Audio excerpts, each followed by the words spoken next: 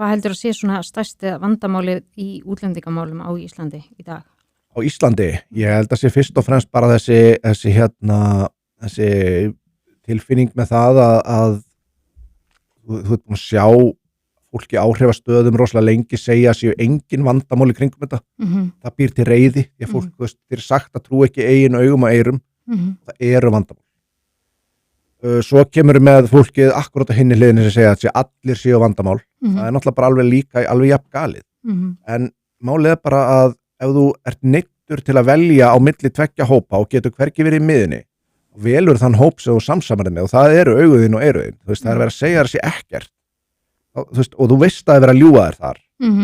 Ef þú ert neyddur til að velja hlið þá velur fólk alltaf þá hlið held ég og þetta er kannski pínu einföldun en ég meina við sjáum alveg að hlutirnir eru bara fólk sem er búið að vera bara á aldrei við okkur sér að það eru fullt af hlutum sem ekkert sem hafa farið niður á við. Já.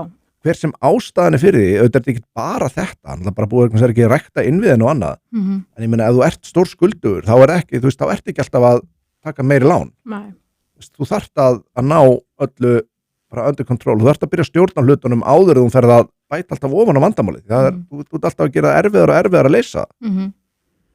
Það er svona, ég get til mig sem ekki ímynda mér að vera, kennari upp í Breiðholti, kannski það er 10 mismunandi tungumál töluð í bekknuðinum. Ég veit alveg að það eru sumi kennara sem er að vinna á svona stöðum, þau eru bara að hugsa að þrauka daginn af. Ég þekki eina konu sem er kennari, búin að vera kennari í 20 ár. Manneska er ógeðslega góð í starfinu sínu, var með svo mikið metnað. Hún bara sagði við mig daginn að nú snerist bara dagurinn að bara komast í gegnum daginn.